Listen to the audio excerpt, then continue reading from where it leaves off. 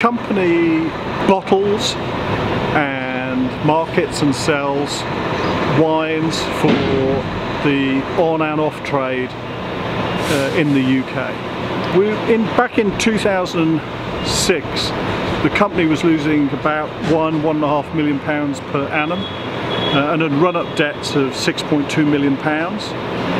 Today, in 2013, we're just filing profits for £1.2 million, and we've paid off £3.5 million of that £6.2 million of debt, and we've met the requirements of the CVA.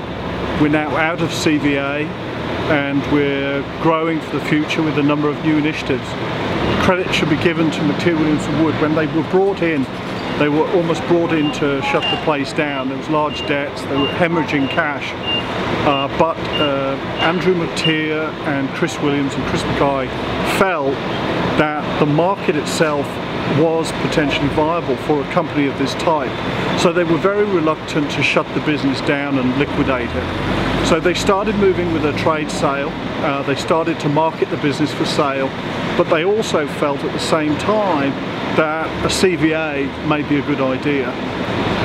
And so I was in dialogue with them through their interim network, and I was invited to come and do a survey of the business with them. We identified that the business could actually make potentially £1 million a year profit. And so we embarked upon a plan, and they developed a proposal with my help for a CVA. And we put that to the creditors committee that Andrew McTear and Chris Williams handled, and they benchmarked a trade sale against a CVA, and they showed the pros and cons of each option, and the creditors committee then chose the CVA. Those creditors knew the wine trade fairly well, so whilst they were aggressive and they wanted their money back, they also could see the benefits of keeping the business open.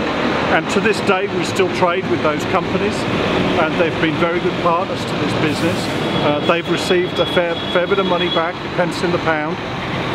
But really, I have to say, McTear, Williams & Wood handled the creditors committee, and my main interface was with Andrew McTear. Their skill was to broker those relationships and those competing needs and demands and personalities in what's quite can be a very fraught situation. Our situation here is they've made a lot of people redundant.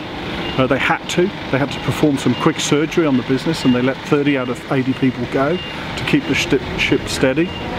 But they also, as an interim executive turnaround guy, they structured a deal for me that made it very attractive for me to stay long term with the business.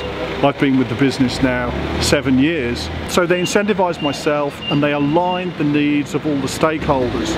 McTear, Williams & Wood delivered a higher pence in the pound return to creditors.